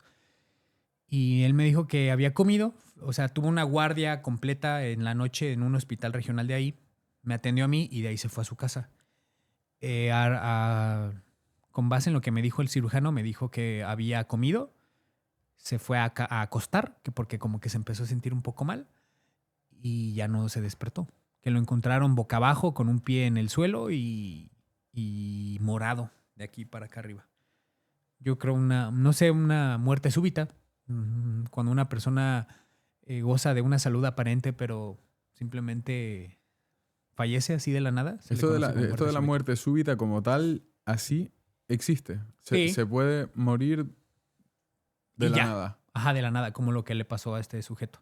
También pasa mucho en los jugadores de fútbol. Ya ves que de repente se desploman en plena cancha. Pero algo tiene que fallar, entiendo. Sí, claro. O sea, gozan como de una salud aparente, pero a lo mejor tienen un engrosamiento en el tejido cardíaco. O sea, ¿sabes? suele ser que se pare el corazón y ya, por ejemplo. Así es simple, sí. Una falla cardíaca y vámonos. Por eso te digo, la vida es una. A partir de ahí me cambió mi química cerebral, como dicen en el trend. El hecho de que la muerte te acaricie la nuca es algo que empiezas a valorar. Y quieras o no, son cosas que dices tú en la vida, eso suena como cliché, vive tu vida, disfrútala como si fuera tu último día. Tú dices, ya no, qué payasada. Pero no, sí es real. Y más cuando tienes enfrente a un niño que falleció, a una persona que se afeitó, pero ya lo tienes en la plancha de acero y tú le ves la barba perfilada, le ves que se rasuró. Dices, esta persona jamás pensó fallecer hoy. Tenía planes para mañana. Lo esperaban en su casa para cenar. Pero ahí está. Entonces, ¿quién sabe si a lo mejor ahorita yo saliendo de este podcast lleguen y me atropellen en la esquina? O que el avión se caiga cuando regresemos a América, ¿sabes? Claro. Cosas de ese estilo no sabemos. Entonces, ¿qué es lo mejor que puedes hacer? Vivir tu vida. Disfruta el taco que comes. Disfruta a tu familia, a tus amigos, a tus sobrinitos. Disfruta el hecho de que mucha gente a lo mejor te diga cosas en tus videos. O sea, todo ese tipo de cosas ya las pasamos desapercibidas. Cosas que a lo mejor tú vas camino al trabajo, las personas que me escuchan, o que vas en tu ruta habitual al gimnasio, qué sé yo, y no alcanzas a ver, por ejemplo, que una casa tiene un color muy bonito o tiene un jardín en el techo. Son cosas que estamos tan aprisa a la cotidianidad que no te paras a estar presente y consciente de tu día a día. Eso, créeme que lo empecé a hacer y es muy reconfortante porque te sientes vivo, ¿sabes? El hecho de parar y decir, a ver, estoy muy acelerado, calma. Cosas de ese estilo. Entonces, sí me ha cambiado, me ha tocado, como tú dices, sí me tocó bastante varias muertes de personas que jamás pensé. Dices, cómo la vida se puede ir así. Entonces, sí, yo creo que sí. Dentro de una carrera profesional como la que has hecho tú, ¿cómo se asciende? Es decir, ¿los mejores dónde terminan? Los mejores terminan haciendo videos. No es cierto. Normalmente, si eres una persona que tiene una preparación impecable y demás, puedes ascender, claro, pero como esa parte está muy tocada por la corrupción. Sí, pero ascender a su vez implica, de alguna manera, considerar que hay muertes que tienen más importancia que otras. Ya, como de ese estilo. Bueno, de alguna manera tienes que tener un nivel profesional bastante bueno, Claro. una trayectoria impecable, trabajar en un sistema gubernamental y por mucho tiempo, seguirte especializando, etcétera. Hay personas muy reconocidas que ya comenzaron incluso también a hacer podcast y que bueno, en cuanto a su cuestión, ¿cómo decirlo? Profesional son muy buenos. Son muy, muy, muy buenos. Pero eso implica mucho sacrificio, implica muchísimo tiempo y que, bueno, como te digo, muchas de las veces es más reconfortante enseñar o dar cursos o hacer videos en internet porque pues, es a tu tiempo, ganas un poco más de dinero, no te metes en tantos problemas. Si un error tuyo puede causar que una persona culpable salga a la calle, Ya. cosas de ese estilo. Porque tú ahora formas a otras personas. Sí. Bueno, estamos en proceso de un proyecto bastante ambicioso en donde vamos a tener una academia forense donde Vale. básicamente vamos a formar a cualquier persona que se decida a aprender sobre este tipo de cosas de una forma interactiva y hasta un TikTok forense por ahí, donde no haya restricciones. Entonces, pues mira, de alguna forma el aprendizaje debe de ser transmitido sin morbo y con base en toda evidencia científica. Entonces, mucha gente hay veces que me tacha por morboso y que yo lucro con la carnicería forense y demás.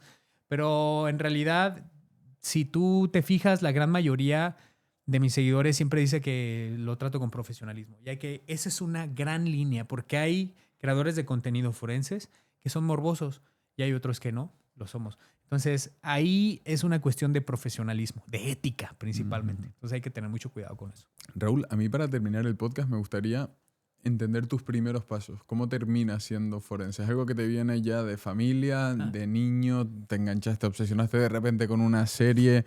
¿Lo descubriste por casualidad? ¿Cómo fue? Fue de la manera más, ¿cómo decirte? Más absurda, se puede decir. Yo sí veía las series, pero la neta nunca me enganché con eso. Simplemente fue como de, pues la pasan y listo. Principalmente yo quería ser piloto aviador militar, ¿sabes? O sea, hice las pruebas y todo. Éramos como 80,000 aspirantes a nivel nacional y quedamos 200, más o menos. Entonces sí fue un bueno, pero me detectaron astigmatismo hipermetrópico compuesto. Entonces ahí tienes que tener 10 de 10, 20 de 20 la vista y pues no pude. La verdad yo siento que fue el clima, ¿sabes? O sea, porque ahorita me dijeron, en 6 años vas a utilizar lentes. Yo veo súper bien en este momento y han pasado como unos 10 años de eso. No sé qué pasó, ese no era mi camino hasta que una sugerencia fue mi hermana. Fue mi hermana, oye, ¿por qué no estudias criminología? Y yo quería estudiar psicología, pero sin ofender pues a nadie, ningún profesionista, pero se me hacía como muy, muy aburrido, vaya. Quería estudiar medicina, pero se me hacía larguísima y muy sacrificada esa carrera. Entonces empecé a buscar criminología y tenía psicología criminal, psiquiatría criminal, medicina forense. Dije, wow, creo que es un cúmulo de todo lo que quiero. Y investigué, tenía una universidad como a unas 2 horas de donde yo vivía. Y fui, hablé por teléfono primero y era un viernes. Mañana es el último examen de admisión. Me lancé al día siguiente y a la semana era ya el inicio de clases. No recibía la llamada de aceptación ni nada hasta que marqué. No, sí, tratamos de comunicarnos con usted. Ya está aceptado. Mañana iniciamos clases. Yo, ¿cómo? Entonces tuve que ir un día antes a encontrar dónde quedarme, encontrar lugar. Ahí vamos con todas las cosas. Y afortunadamente todo se acomodó, Pedro. Todo se acomodó. Encontré lugar a 3 cuadras de la universidad, amueblado, barato. Dije, wow, ok. Son cosas de la vida que ahorita las estoy viendo. Entonces, empecé, terminé, le busqué. Al inicio sí fui mesero de bar, fui mesero de restaurante, de un billar. O sea, empiezas a buscarle, rascarle hasta que empecé a profesionalizarme un poco más. Hice una especialidad en perfilación criminal, tengo una maestría en investigación criminal y empecé a trabajar. Trabajé como detective, en aquel entonces era la Procuraduría. Y ahí fue donde me di cuenta de lo asqueroso que está ese rollo y ahí fue donde me prometí jamás vuelvo a pisar un ámbito gubernamental. Y de ahí empezó este rollo de los videos. Empecé a crear videos para mis amigos, para las personas así como que tienen un poco de ímpetu y ya empecé un poco más profesionalmente a hacer eso. Y bien, la verdad es que no puedo quejarme de nada. Creo que es una oportunidad bastante buena, a la gente le gusta y ¿qué te puedo decir? La verdad es algo que me ha cambiado mucho la vida. Súper, me alegro mucho. Raúl, ha sido un verdadero placer hablar contigo, muchas gracias, hemos aprendido un montón, la verdad. Muchas gracias.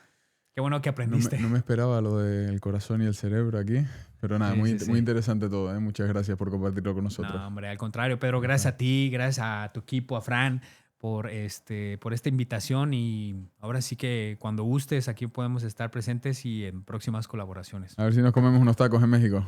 Por supuesto, y con bien. mucho chile. Muchas gracias, Pedro. Raúl. Gracias. Recuerda que con el código Pedro27 puedes comprar tu kit por tan solo 27 euros. Además, tienes envío gratuito y 30 días de prueba gratis. Dejo el link en la descripción de este vídeo y en el primer comentario fijado.